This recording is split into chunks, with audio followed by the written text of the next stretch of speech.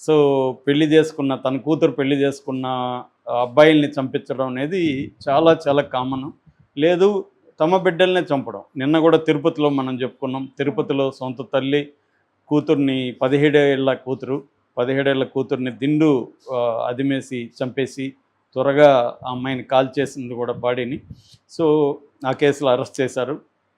అలాగా పరువు హత్యలు అనేవి అవి నిజానికి కుల ఉన్మాద హత్యలు అని చెప్పాలి. వాటిని పరువు హత్యలు అనకూడదు, కానీ అది పాపులర్ అయింది కాబట్టి ఆ పదం వాడుతున్నాం. కానీ అది నిజానికి పరువు హత్యలు కాదు, కుల ఉన్మాదంతో వచ్చిన హత్యలు. పరువు అనేది ఏమో ఇప్పుడు హత్య చేసినాక వాళ్ళ పరువు ఏముంటుంది, ఇంకా అందరికీ తెలుస్తుంది కదా. మామూలుగా ఉంటే తక్కువ మందికే తెలిసేది. కానీ వాళ్ళల్లో ఒక రకమైన కసి ఇవన్నీ పేరుకుపోయి పిల్లల్ని తమ మాట వినలేదన్న ఒక కోపంతో జరుగుతుంది. ఇందులో కుల కోణము, జెండర్ కోణం రెండు ఉంటాయి ఇండియాలో.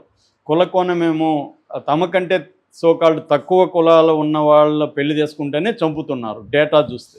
తమకంటే ఎక్కువ ఉన్న వాళ్ళని పెళ్లి చేసుకున్నప్పుడు ఇది చేయట్లేదు. సో అందువల్ల ఇది కుల కోణం ఉంది. జెండర్ కోణం, తమ కొడుకు లవ్ చేస్తేమో చేయట్లేదు, కూతురు లవ్ చేస్తేనే ఈ పనులు చేస్తున్నారు. కొడుకు లవ్ చేసినప్పుడు కొడుకుని చంపిన సంఘటనలు ఆల్మోస్ట్ నేను ఎప్పుడు వినలేదు. కానీ కూతుర్లు చేస్తే మాత్రం పెళ్ళి ఈమె లవ్ చేసిన అబ్బాయిని చంపేయడము, లేకపోతే తన కూతుర్ని చంపేయడము.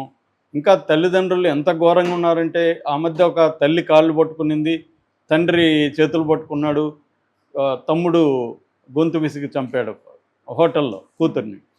అది కూడా మంచిగా ఉంటూ నటిస్తూ చేశాడు. అంటే మనకు ఆ మధ్య లాంగ్ బ్యాక్ ప్రేమిస్తేనే ఒక సినిమా వచ్చింది తమిళ్ది. సో దాంట్లో ఫస్ట్ ఇట్లాంటి ఎంత ఘోరంగా హత్య చేయొచ్చు ఒక మనిషిని అని, దాంట్లో హత్య కాదు, వాడు పిచ్చోడైపోతాడు. సో ఆ స్థాయిలో జరుగుతుంటే ఇది ఒక కొత్త విచిత్రమైంది. నేనైతే ఎప్పుడు వినలేదు ఇటువంటి సంఘటన. ఇదేంటంటే మధ్యప్రదేశ్లో గ్వాలియర్లో జరిగింది. గ్వాలియర్లో రిషిరాజ్ అలియాస్ సంజు జైస్వాల్ అనే ఒక తండ్రి, ఆయన చేసిన పని వాళ్ళ దేశవ్యాప్తంగా వైరల్ అయింది. ఆయన ఏం చేశాడు అంటే, వాళ్ళ కూతురు హరిత అమ్మాయి ఇంకా మైనర్గానే ఉంది.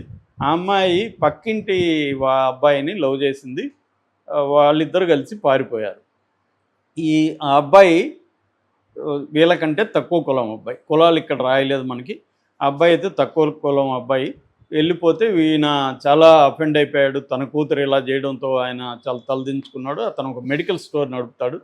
సో అతను ఏం చేశాడంటే, దీన్ని విచారించారు, ఎక్కడున్నాయి, పోలీస్ కంప్లైంట్ ఇచ్చారు. ఇవన్నీ చేసినాక ఇండోర్లో ఉన్నారని తెలిసింది వీళ్ళిద్దరూ.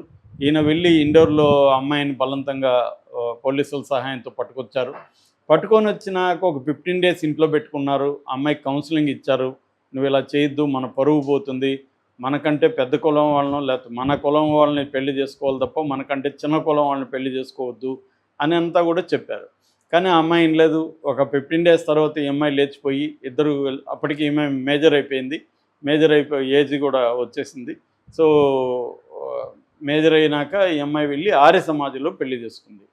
ఆర్య సమాధిలో పెళ్లి చేసుకున్నాక ఇది పోలీసులు కేసు ఆల్రెడీ పెట్టారు కదా, అప్పుడు కోర్టుకి వెళ్ళింది కేసు. కోర్టులో జడ్జి అడిగారు, ఏమమ్మా నీకు ఈ అబ్బాయి పెళ్లి చేసుకోవడం ఇష్టమా, లేకపోతే అబ్బాయి నేనేమన్నా బలవంతం చేశాడా, కిడ్నాప్ చేశాడా? లేదు సార్, నేను వాలంటరీగా నా అబ్బాయిని లవ్ చేశాను, నేను ఇప్పుడు మేజర్ని కాబట్టి నేను నిర్ణయం తీసుకునే హక్కు నాకు ఉంది, నేను ఆ అబ్బాయితోనే కలిసి ఉంటాను అనేది ఈ అమ్మాయి చెప్పింది. కోర్టు కూడా లీగల్గా మ్యారిటబుల్ ఏజ్ అంటే సెక్సువల్ ఏజ్ అంటారు. సెక్సువల్ ఏజ్ ఇండియాలో 18 years.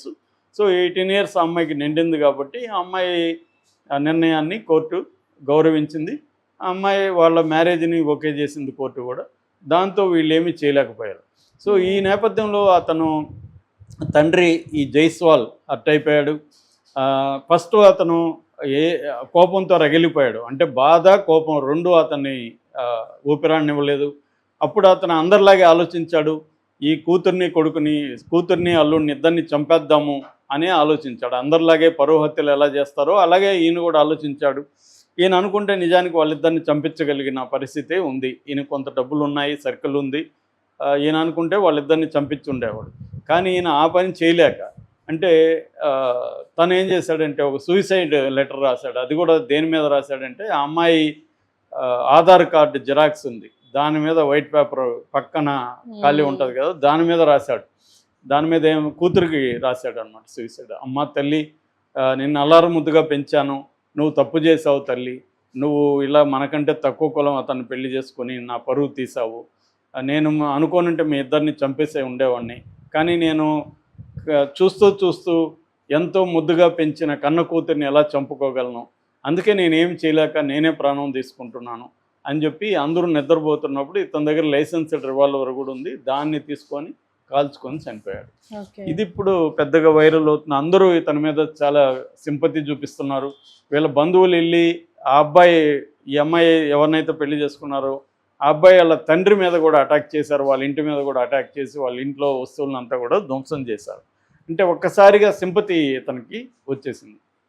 అంటే ఇక్కడ మనం అర్థం చేసుకోవాల్సింది ఒకటి, ఖచ్చితంగా ఇతను పరువు హత్య చేయనందుకైతే అభినందించాలి ఖచ్చితంగా, ఎందుకంటే చాలా సెన్సిటివ్గా ఫాదర్గా ఉన్నాడు ఇతను, అక్కడ వరకు మనం గౌరవించాలి, మెచ్చుకోవాలి. కానీ ఇతను ప్రాణం తీసుకోవడం సరైనది కాదు. ఇతని కారణం ఏంటి ప్రాణం తీసుకోవడానికి? కులమే కదా, మళ్ళీ జెండరే కదా. ఇదే కొడుకు చేసుంటే ఇతను ఇలాగ ప్రాణం తీసుకొని ఉండేవాడా? ఇదే తనకంటే పెద్ద కులం వాళ్ళని చేసుకొని ఉంటే ప్రాణం తీసుకొని ఉండేవాడా?